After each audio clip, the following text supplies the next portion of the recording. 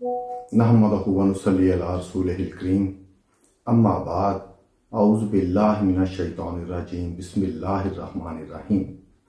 मतबल मंसूर के मोअज़्ज़ज़ नाज़रीन, आज हम जिस चीज़ के बारे में, जिसके अफ़ाल व ख़वास के बारे में बात करेंगे वो हमारे इंडो पाक में पाई जाने वाली एक ऐसी बूटी है जिसको हम मसाले के तौर पे भी इस्तेमाल करते हैं, दवाई के तौर पे भी इस्तेमाल करते हैं। लेकिन हमारे अक्सर अतिबाई कराम और हमारे आम लोग इसके सही अफ़ाल व ख़वास को बहुत कम जानते हैं। उसका नाम है हल्दी। आप अगर मेरी इस वीडियो को मुकम्मल तौर पे देखेंगे तो आप महसूस करेंगे कि हल्दी के साथ हम कैंसर का इलाज, जिगर का इलाज, रसौलियों का इलाज, घुटनों में दर्द का इलाज, कमर में दर्द का इलाज, गैंठिए का इलाज, ये तमाम चीज़ों का इलाज हम कर सकते हैं अगर हम हल्दी का एक्सट्रैक्ट लेना जानते हों, उसका इस्तेमाल जानते हों। तो चलते हैं वीडियो की तरफ। एंड तक वीडियो में साथ रहिएगा ताकि कोई चीज भी आप स्किप ना करें। हल्दी आपने देखा और सुना होगा कि हमारी हर रस्म में किसी ना किसी तरह हल्दी का इस्तेमाल होता है।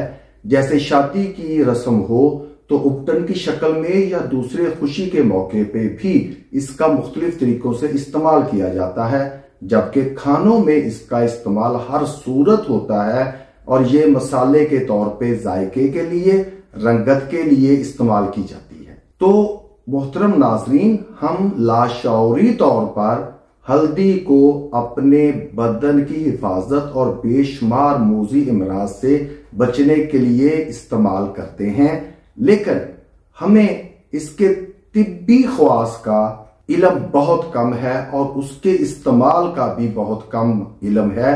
जबकि हमारे जो पुराने वैद और हकीम थे वो हल्दी को बेहतरीन तरीकों से इस्तेमाल करना जानते थे और वो इसको इस्तेमाल भी करते थे और इसके फवायद से भी कमा हुकाहू वो नफा उठाते थे। तो हम जानते हैं जब भी कोई चोट लगे तो हम हल्दी को दूध में मिक्स करके पीते हैं ताकि अंदरूनी चोटों से उससे अफाका हो सके। पुराने वक्तों में जब किसी तलवार का, नेज़े का या छुरी का जख्म लग जाता था, कट लग जाता था, तो वहां पे हल्दी को बालाई में मिलाकर इस्तेमाल किया जाता था, जिससे खून भी रुक जाता था और दर्द भी कम हो जाती थी और इन्फेक्शन भी नहीं होती थी। ये तो है वो सारे के सारे ऐसे इस्तेमाल जो तमाम लोग जानते हैं, लेकिन मैंने जो हल्दी पे रिसर्च की है वो बहुत मुख्तलिफ अंदाज से है।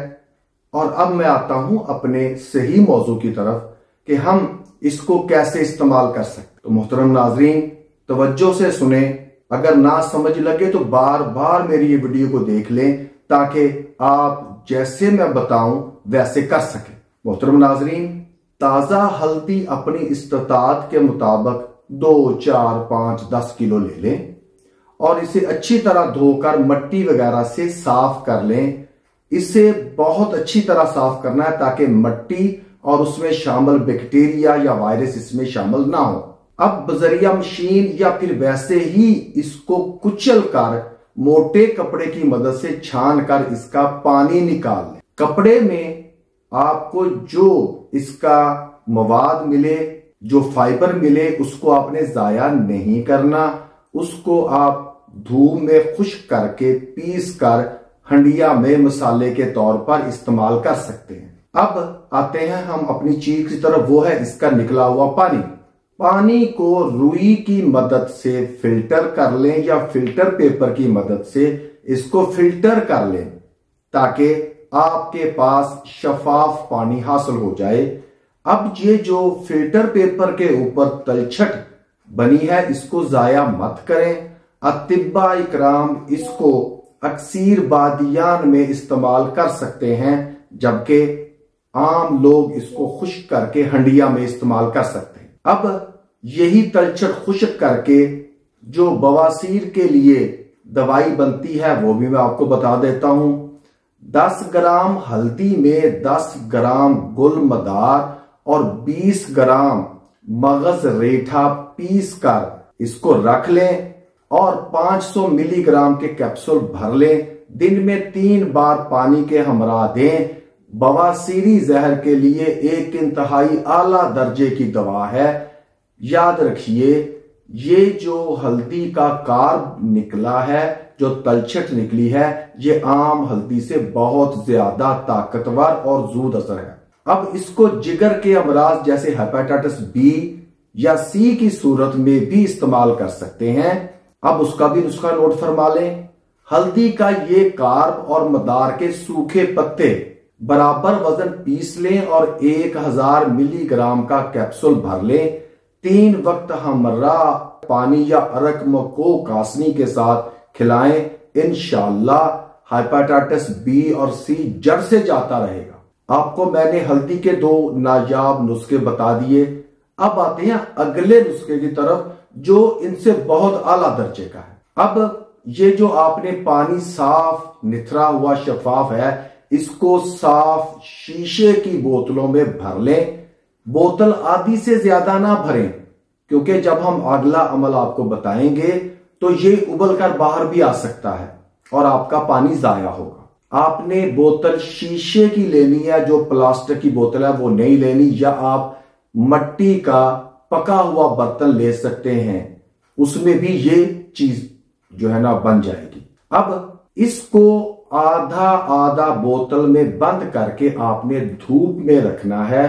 खुदकार अमल से ये सिरका बन जाएगा। आपने इसमें किसी और सिरका का इसमें जाग वगैरह नहीं डालना, ये खुद ही सिरके में कन्वर्ट हो जाएगा।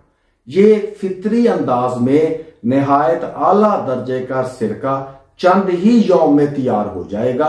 सर्दियों में ये तकरीबन 1 हफ्ता, और जब मौसम गर्म हो तो ये 4 से 6 दिन में बासानी बन जाता है। इस सिरके का आपने अर्क निकालना।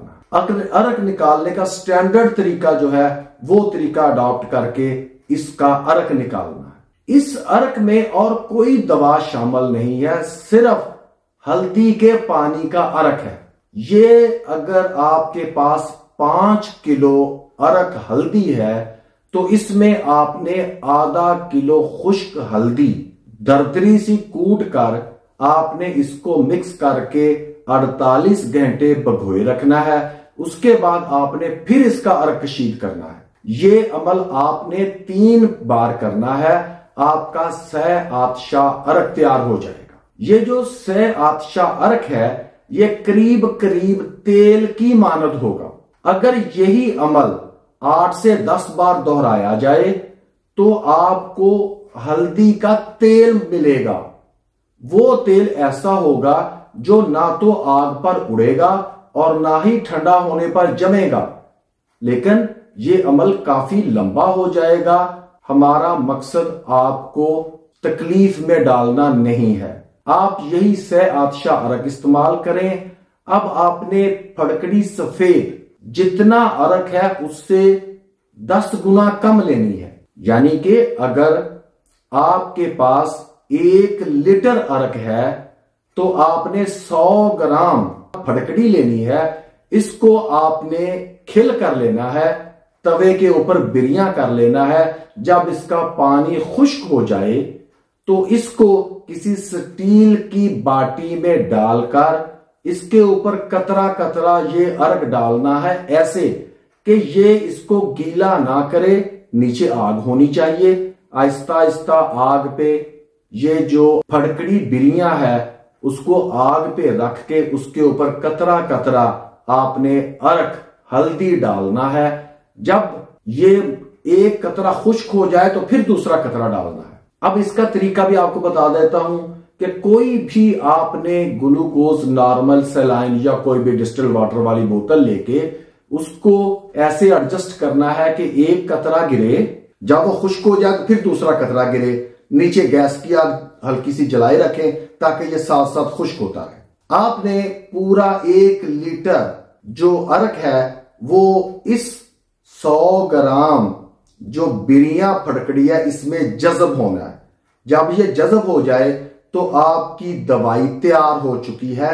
हल्दी के अरक का जो मुरक्कब है, इसमें आपने 50 ग्राम मलट्ठी का आटा ये मिलाकर आपने पीस लेना है। आपकी दवाई तैयार हो चुकी। अब आपकी दवाई में 3 चीजें हैं। एक है हल्दी का अरक, दूसरा है बिरियां की हुई फड़कड़ी और तीसरी है मलट्ठी का आटा। अब 125 मिलीग्राम वाले कैप्सूल भर लें, दिन में 3 बार पानी के साथ दें। अब इसके फवायद सुन लें। पूरे बदन पे फैली हुई बड़ी या छोटी गिल्टियां जो बदन को इंतहाई बदनुमा कर देती हैं, कुछ ही रोज में ये उनको खत्म कर देगा। गिल्टियां तहलील हो जाएंगी। गिल्टियां अमूमन 2 किस्म की नजर आती हैं। एक वो जिनको दबाने से दर्द होता है, दूसरी किस्म वो है जिनको दबाएं तो दर्द महसूस नहीं होता, कुछ पानी जैसी पिलपिली होती हैं। खैर, जितनी किस्म की गिल्टियां हैं, ये इंशाअल्लाह सारी गिल्टियों को मुकम्मल तौर पे खत्म कर देगा। ताकि इस दवाई को गले में पैदाशुदा रसौलियां या दिमागी रसौलियां या फिर ग्लैंड के सूज जाने पर बन जाने वाली रसौलियां, थायराइड जो बड़ा हो जाता है उसको, गुर्दे के कलावा की सोजश जैसे अवारस और कैंसर के इब्तदाई मराहल, फर्स्ट स्टेज में अगर कैंसर हो तो यकीन के साथ आप इस दवाई को इस्तेमाल करें। इंशाअल्लाह ये दवाई फर्स्ट स्टेज कैंसर के लिए आपको बेहतरीन रिजल्ट देगी। ये दवाई याद रखें, ये बातें मैं अतिबा इकराम के लिए कर रहा हूं, चौथे हजम से अपना अमल शुरू करती है। यानी जिगर यानी गुर्दत के अमराज के लिए आला तरीन दवाई है। जाते जाते एक और तोहफा ले लें। अगर अर्जुन की ताजा छाल का रुब निकाल कर 225 ग्राम अगर रुब हो और 1 लीटर ये जो सह आतशा हल्दी का अर्क है, इन दोनों को खर्ल करके जज़ब कर दें ये लीटर पानी और इसकी नखुदी गोलियां बना लें, तो ये दिल के खतरनाक इमराज जैसे दिल के बाल का सुकड़ जाना, दिल पे पानी की थैलियां बन जाना या दिल की नालियों की को तंग हो जाना, इन तमाम अवारज में कमाल की दवाई है। ये मेरी पोस्ट, ये मेरी वीडियो आम लोग अगर इसको समझ आ जाए तो बना लें, वरना किसी मुस्तनद तबीर को मेरी ये वीडियो दिखाकर उनसे कहें कि आपको ये दवाई बना दें। इंशाअल्लाह मेरे तमाम देखने वाले तिब्बा इकराम और मेरे नाजरीन अगर ऐसे अवारज में मुब्तला हैं तो ये कुदरती इलाज करें और अपने दुखों से निजात पाएं। मुझे दुआओं में याद रखिए। वमा अलैना इल्लल बलाग।